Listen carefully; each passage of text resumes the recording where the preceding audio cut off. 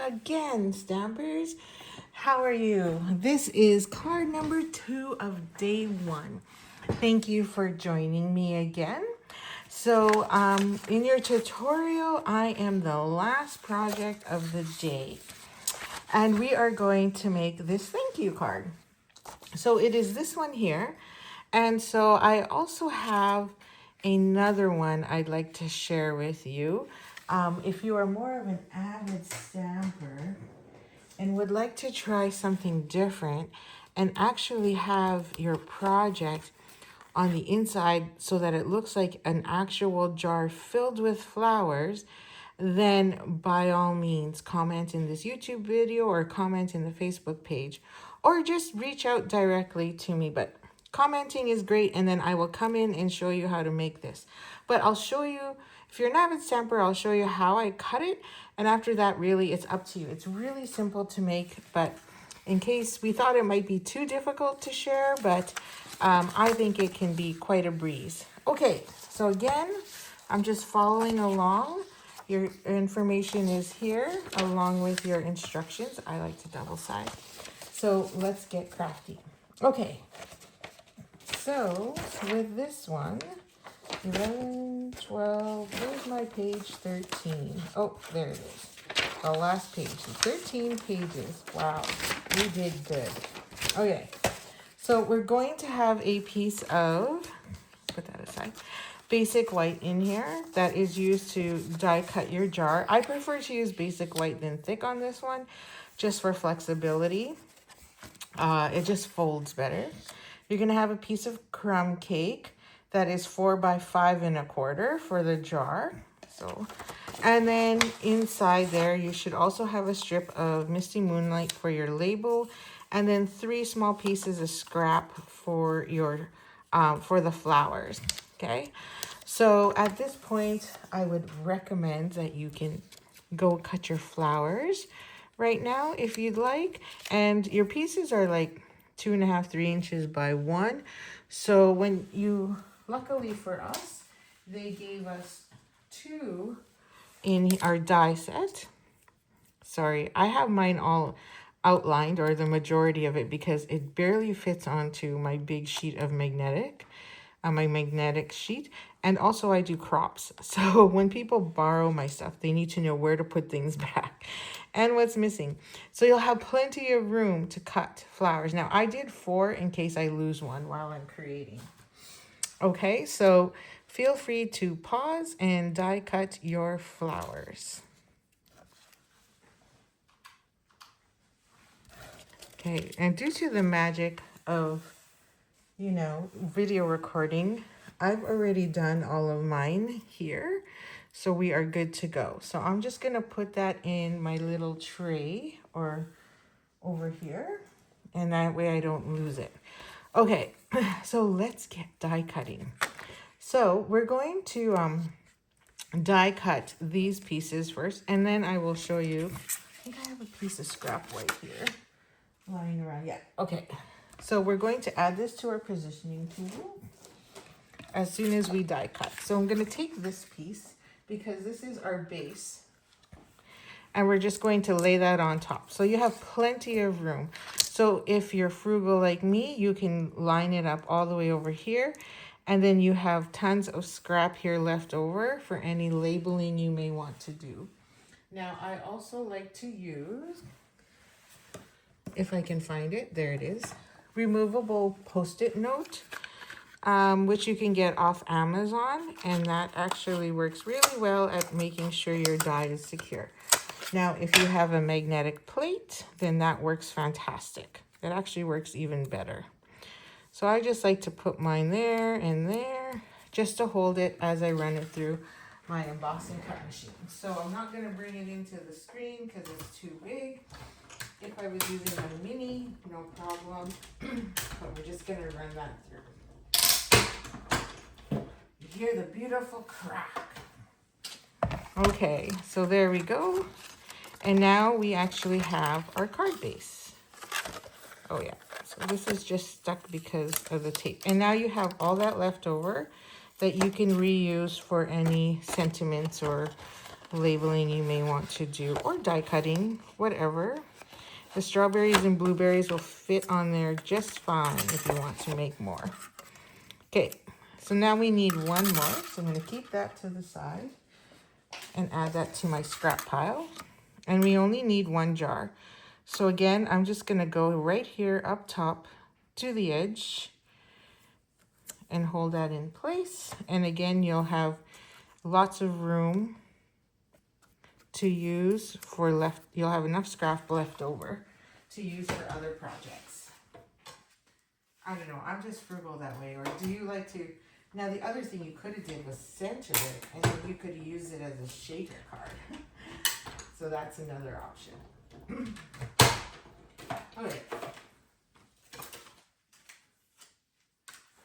So here is our other piece. Okay, and now this is reusable tape, so you can keep it for other projects. Now you can see here too that it has that there, so that's fine. All you have to do is take your scissors and just literally cut along that score line where it should fold in half. Now what you can do too is wait and then stick that to the front. So here's your card, and I made sure my plate was clean. I guess I should have added that. That if your plate has lots of grooves on it, then you want to make sure that they don't transfer to your jar, because this is where you would write. So you don't want those lines. So you can also add a piece of paper, or in the past, I've used wax paper or parchment paper to help as well. Okay, so we're just gonna take this and burnish it, because this is now our card, right? And I got a bit of adhesive stuck on there, so I'm just using my glue eraser to get that off. And you can see here now that this becomes the front of our card. So we're just gonna heat emboss that one first though. So let's get our lovely tool here and figure out where this has to sit. So I have to go a little higher. I probably should have stamped first, but that's okay. So I have no room to use my magnets. Well, technically speaking, I can use it right in the middle, I think, because it is flush. Let's see. Not bad. Okay, this is gonna be very daring. I'm terrible at what do you call it? Stamping on when everything's cut. It's quite a gift, you know, in my opinion. So I'm a little off on this side. Wow, this is gonna be very tempting. Okay, risque. Risque is what I like to say. Okay, so let's grab our embossing buddy. We're gonna add powder all around. I'm only using one magnet. Daring. Okay, I always like to entertain anyway. And we're gonna grab our Versamark ink, because we should be using Versamark. So we don't have a lot of ink in this one because of the fact that the flowers are doing all the work for us. So we're gonna ink this up, and I like to use my Stampin' Positioner tool, or maybe you have the old Stamparatus, or a Misty, or the Stampin' wheel. I don't know if I hit that corner, but I just don't trust myself when I do embossing. So I'm not always the greatest. So let's see if we are great on this one. I'm going to use my Stampa Tabulous to do this, because again, just don't trust myself. Oh, it's not bad, not bad. I'm a little off to the edge here, but we can fix that. That's not bad. Okay, so now we need powder. Now I like to use my embossing powder in little containers. We have an accessory kit, but when there's lots to do, I prefer this method. Now we're going to, pour powder onto our table. which is not ideal. And then add more powder here. Okay, so now you're probably going, well, how is she gonna actually heat that up when you need it all around? Well, that's easy. We're gonna do two sides. One side first and then the other. Okay, so this is why you also want to use your embossing buddy, because if you have any oil marks or whichever, you want to make sure all that loose adhesive, or sorry, loose powder comes off. So I think we're good. Maybe a bit more here because I don't think it's sealed very well. Or that could just be me because I didn't put enough. Okay, so let's get that out of the way. And this out of the way. And then we're going to get our heat tool and heat up the top. Make sure nothing is nearby, otherwise it will blow away. And what I love about embossing is how it changes color. So as soon as you see that white powder glow, you know you're good to go. Okay. So we're just going to heat the top. Then I'm going to move my finger over here and thumb and heat the other side. And we're pretty much just going along until it's done. And then the top will be dry enough that I can put my hand there. So ideally, I probably should have stamped first and then die cut. So learn from my mistakes. Okay, so I'm a little tight there at the bottom. Not as pretty, but I'm okay with that. So to make it look like I didn't screw up, I'm just gonna take my scissors. Oh, that's hot. And just fix this side so I'm closer to the edge. I mean, it's all good. Will it change on the front of the card? Yes. But it's all good. Okay. The whole point is for me to show you what I'm doing. So now this is so simple. It just goes on the front of the card like that. Let's just make sure I got all the powder here. Now, Stampin' Up! Is coming out with gel pens. And gel pens are your best friend when you're actually heat embossing. You can also use a chalk if you want as well, a chalk marker. But what's really fun about gel pens, which I always keep, is, and I like to make sure it's going first. Okay, it is. And you can use your hand to make sure it's going. Is you can go in and color in those spots where the powder did not seem to stick very well. And then it adds that extra bit in there without you having to heat it again. Now you can also take, Stampin' Up! Used to sell these, the chalk markers. And you can, again, do the same thing. I'm going to thicken this line down here because it looks a little blah. And it'll just add that little bit in there. Maybe I'll do it up here. So that way you get a better line. So normally I would suggest stamping it first and then do it a second time if you need to. That's why I like to heat emboss using a finishing tool. But I was not smart this time around. My apologies. I got too excited with die cutting.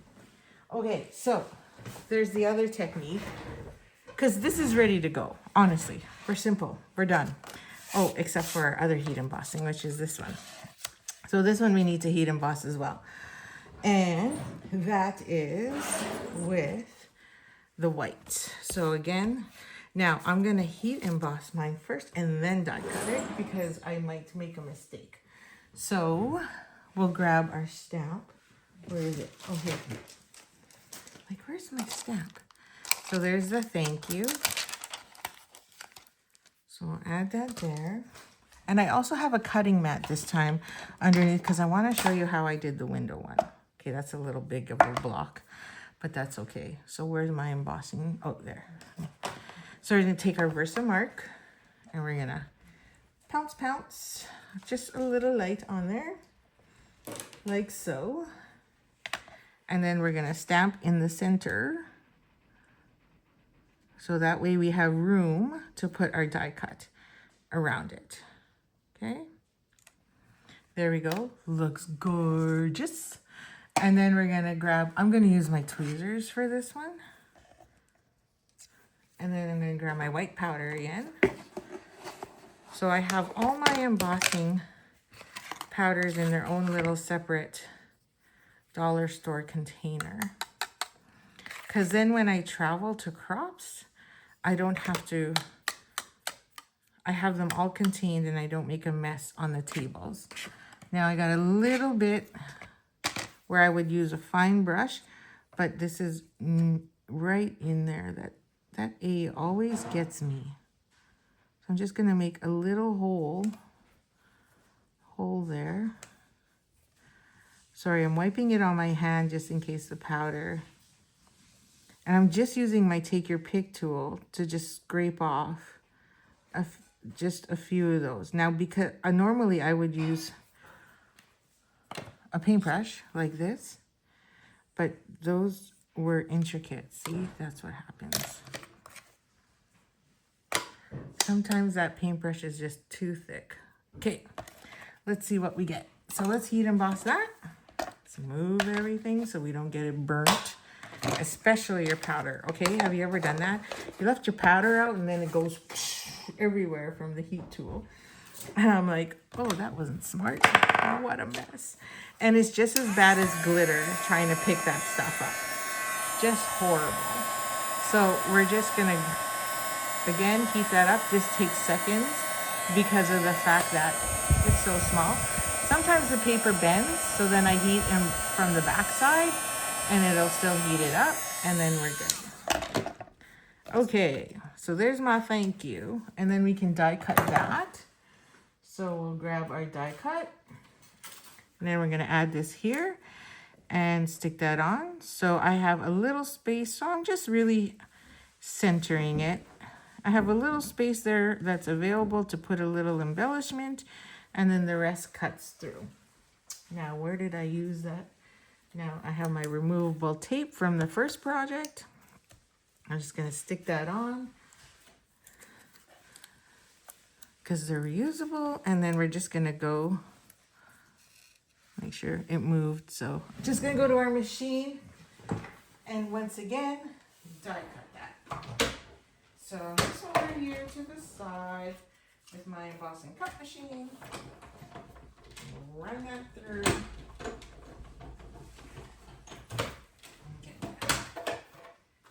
Okay.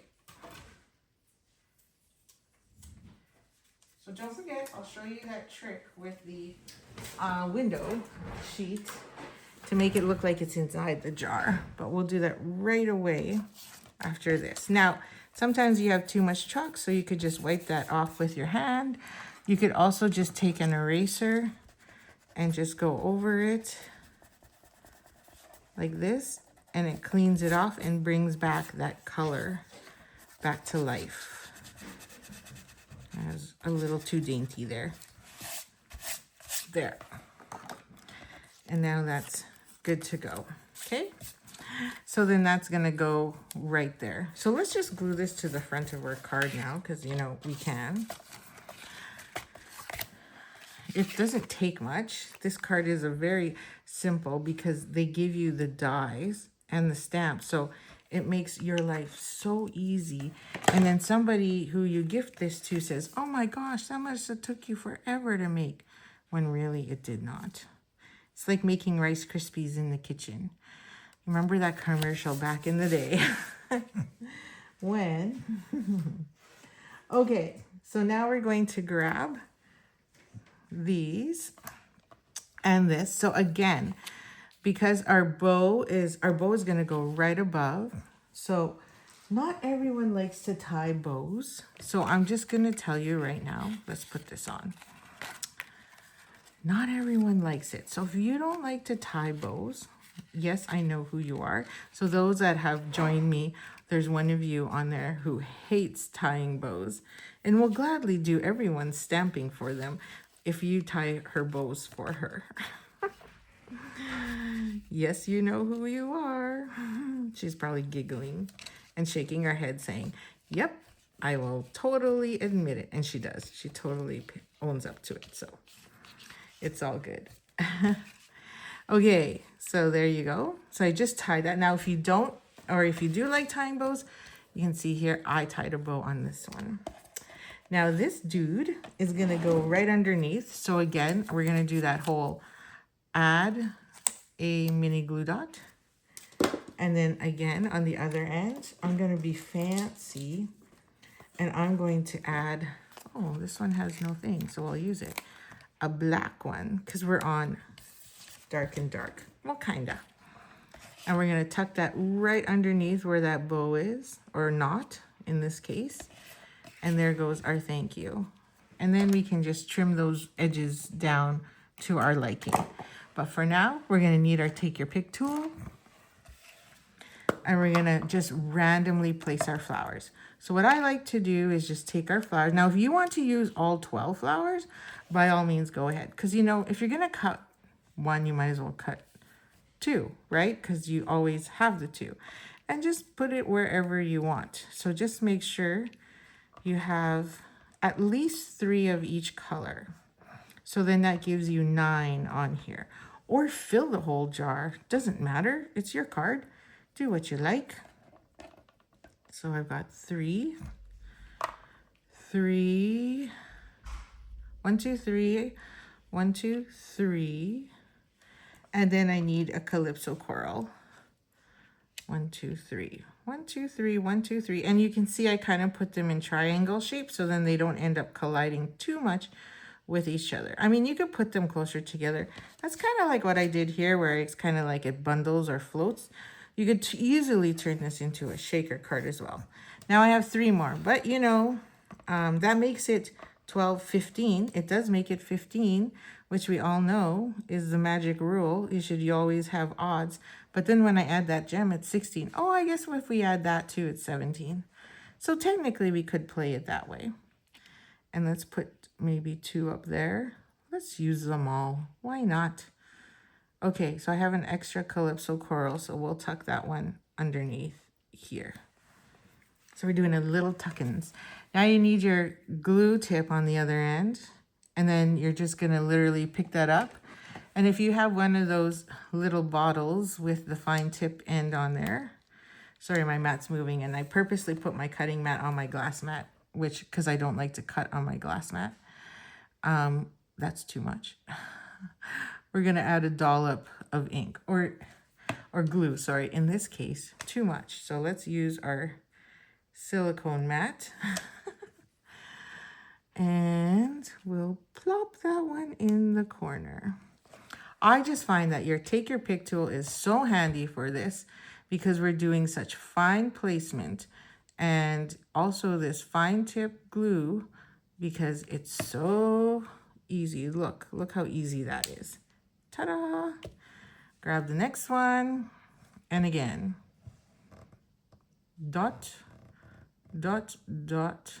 Just don't put too much, but you got your silicone mat handy, or a paper towel, or something to help you.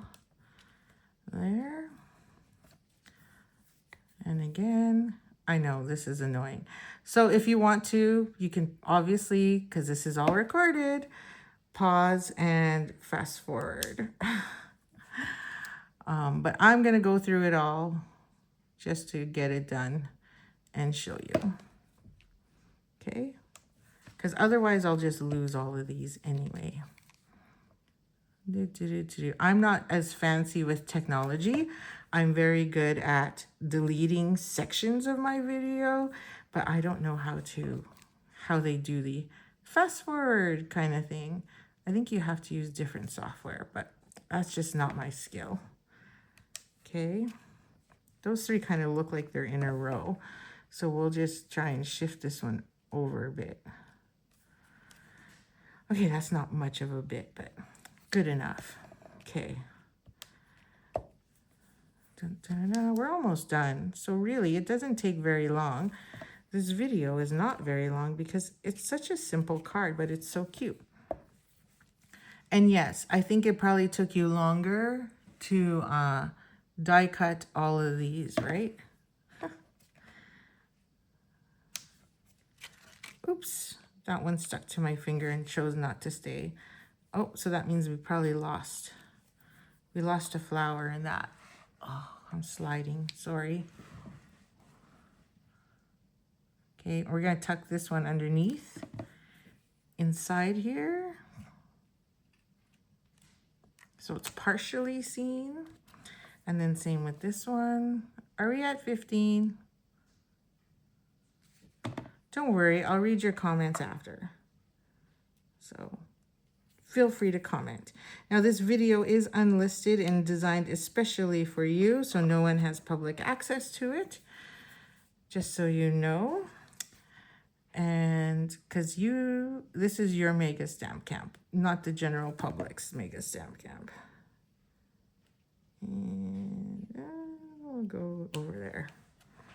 Okay, so 1, 2, 3, 4, 5, 6, 7, 8, 9, 10, 11, 12. Yep, 13. So now we'll just add our gem, which I found, by the way. So I'm going to just take a little strawberry.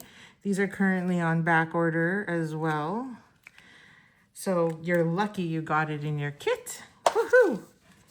Now, that is pretty much it. So now you're just going to take Misty Moonlight, and then you can stamp the inside and put whatever you want. So for me, this is kind of like a gift card holder card. So I'm going to stamp on the inside. This is why you need Misty Moonlight. So if you have a gift card, you can just take a gift card, add your two, oh, it twisted here. I should have double checked that. Add 2 mini glue dots, and then that'll stick there on the inside. So I'm just going to put that on a block. It says homemade for you. And then using my Misty Moonlight, or any color you really want to use, we're going to stamp the sentiment. Now, how to make this into glass. I'm going to show you how you can make it into a glass. So homemade for you is done. And this card is done, except for this twisty thing here. So I could probably have to untie it or put it here close to the edge. There. And then I really don't like long tails on a knot. So I'm going to trim those down because I think they look redonkulous. There we go. And that's that. But the question is, how did we do this one?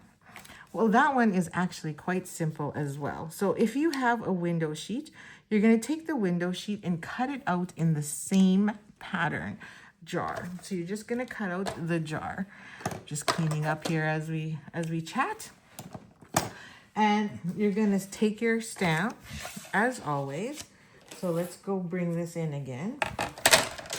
And this time, oh, I got a bunch of,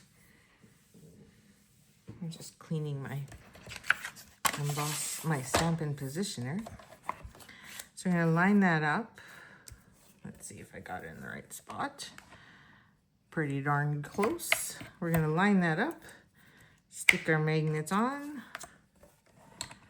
And I'm just going to use Smoky Slate because it gives it that look of it's done. Oh, I'm hitting on this side. So let's put that right in the corner.